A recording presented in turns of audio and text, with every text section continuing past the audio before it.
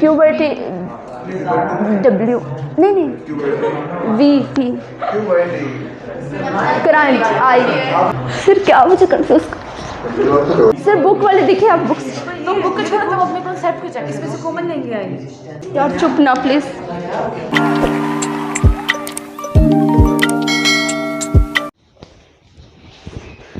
In the name of Allah, the most beneficial and merciful, respected teacher and my dear fellows, Assalamu alaikum.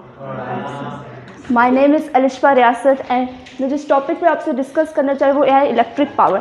सबसे पहले आपको combination से पहले हम बताते हैं कि इलेक्ट्रिक किसे कहते हैं। इलेक्ट्रिक कहते हैं हम इलेक्ट्रिसिटी को,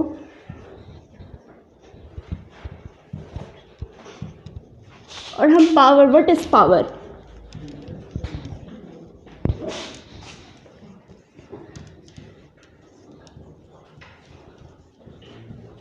The rate of doing work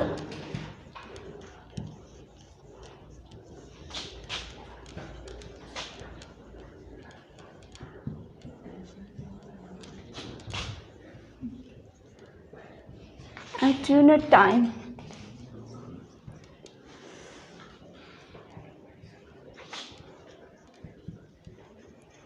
is known as power.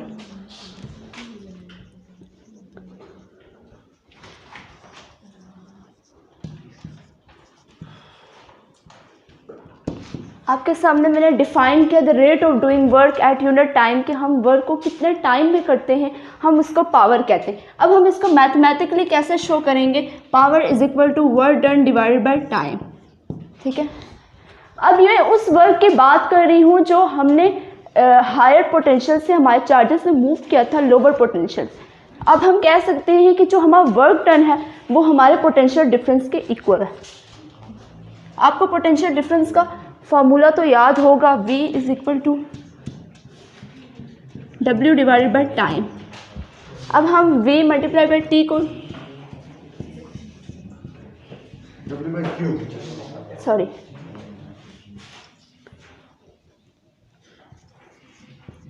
V multiply by Q is equal to work done. अब हमने कहा कि हमारे जो चार्ज, जो पोटेंशियल डिफरेंस है, हमने जो उस पर वर्क किया था वो हमारे वर्क डन के इक्वल है। ओके, अब हम वर्क डन के लिख सकते हैं कि V multiply by Q divided by time. ठीक है, हमारा जो वर्क डन है हमने बोला कि वो जो हमारा पोटेंशियल डिफरेंस है उसके इक्वल है। अब हमें करंट का फार्मूला तो याद होगा, I is equal to Q divided by T। The flow of current मतलब जितने चार्जेस मूव करते हैं हमारे एक टाइम के अंदर, हम उसको करंट कहते हैं। अब हमने यहाँ पे बोला था कि वर्क डन जो है वो हमारा इक्वल है पोटेंशियल डिफरेंस के, और यहाँ पे हमने करंट का फार्मूला लिखा I is equal to Q divided by T।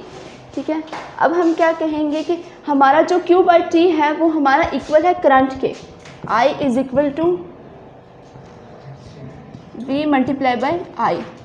अब आपने ओहम्स लॉ पढ़ा था, आपने उसके स्टेटमेंट पढ़ी थी जो हमारा V is equal to I R. अब आप V की जगह आई आर को पुट कर सकते हो। I इज वहाँ पे आई था, बाकी P P है नीचे, टॉप पे आई है Q बाई T के साथ। फिर क्या मुझे कंफ्यूज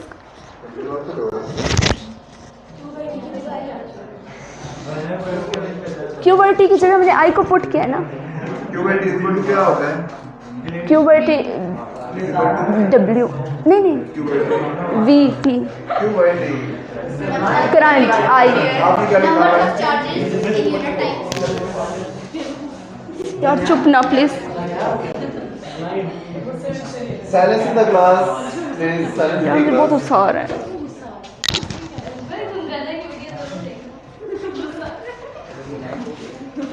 करंट का ये फॉर्मूला था, हमने इसको पुट किया। P is equal to Q by T किसके इक्वल है? करंट के इक्वल है, तो हम यहाँ पे करंट लिखेंगे। अब हम ओहम्स लॉ की स्टेटमेंट पढ़ते हैं, तो V is equal to I R के इक्वल है, तो हम यहाँ पे I R multiply by I से जब मल्टीप्लाई होगा तो I स्क्वायर R। अब हम इसको v इज इक्वल टू नहीं I is equal to v divided by r। तो I की जगह क्या है p इज इक्वल टू, तो हम यहाँ पे v स्क्वायर लिख सकते हैं डिवाइडेड बाई r। तो ये हमने फाइंड किया। डिवाइड बाय r स्क्वायर नहीं होना चाहिए नो, क्योंकि I तो v बाय r के इक्वल है। तो sir I v by r के इक्वल है। तो हम सर आप देखें तो सही ना, जब हमारा करंट है तो हमने उसकी जगह पुट करना है, करंट में I स्क्वायर है तो हम यहाँ पे v स्क्वायर को पुट करेंगे डिवाइडेड बाई r। I की वैल्यू क्या है v बाय r ना, I की वैल्यू अगर ये I का स्क्वायर है इसका मतलब v बाय r का होल स्क्वायर है ना, v बाय r का होल स्क्वायर है, तो r का स्क्वायर नहीं होना चाहिए नीचे। सर क्या पता सर, स्टेटमेंट तो यही है ना, अब क्या पता कैसे होना चाहिए। चलें कोई क्वेश्चन पूछने आप लोग समझ जाते हैं। सर ये समझ नहीं आई ये बात समझ नहीं आई। सर बुक वाले दिखे आप बुक्स, तो बुक को छोड़ो, तुम अपने कॉन्सेप्ट को चेक, इसमें से कॉमन लेंगे आई, तो उसके बाद फिर आएगी v हो जाएगा ना, तो v स्क्वायर आ रहा है।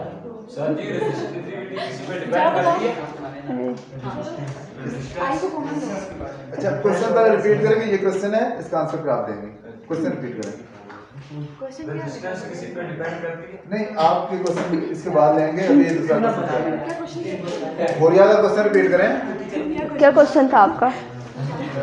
मेरा क्वेश्चन है कि 20 के आज के दोनों मतलब स्केल दोनों के ऊपर नहीं आएगा 20 के? नहीं ना, देखो नहीं आएगा, बताओ मेरे को। देखो हमने पुट क्या किया है, देखो फॉर्मूले को देखो, चेक करो फॉर्मूले को। ताकि सबको आवाज है क्वेश्चन क्या है और आंसर क्या देना। देखिए हमारा फार्मूला जो है आपको नज़र आ रहा है।